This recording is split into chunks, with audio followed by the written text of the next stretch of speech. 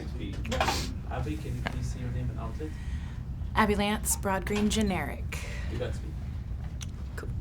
Generic is like the saddest thing to say over and over again. all day. Generic. Yeah, it's my label. Well, this movie is not generic. It is not. Tell me more. The Neon Demon is not generic.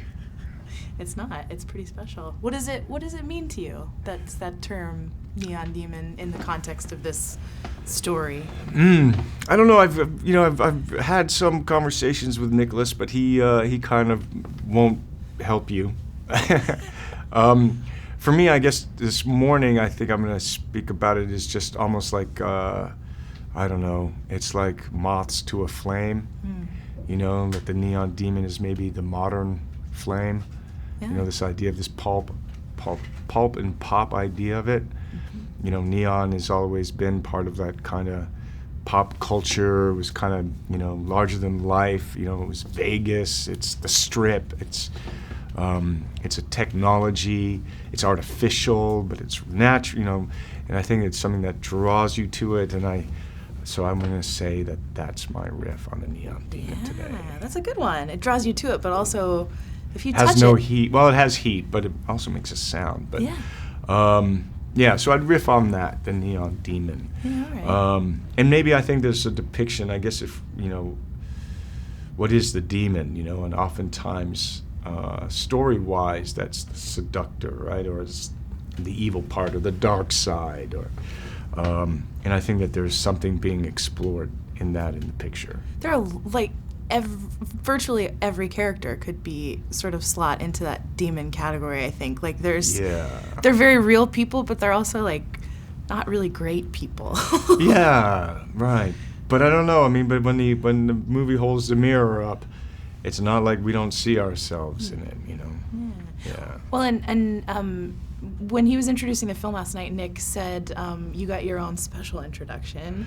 I know, that was very kind. Yeah. Well, so he said that you guys had met before this, but you'd never actually worked together. That's correct, yeah. What made you sort of want to work with Nick?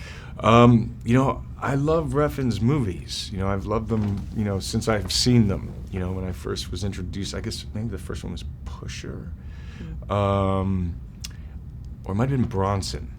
Yeah, anyway, so, yeah, I mean, I love his, I'm gonna call it cinema. I love Nicholas's movies. I love his characters. I like his, you know, how thought-provoking he is, how challenging, how he can entertain, or how he decides to do that. And his characters, I always find his characters kind of heroic and really, and they lose, but they try to win.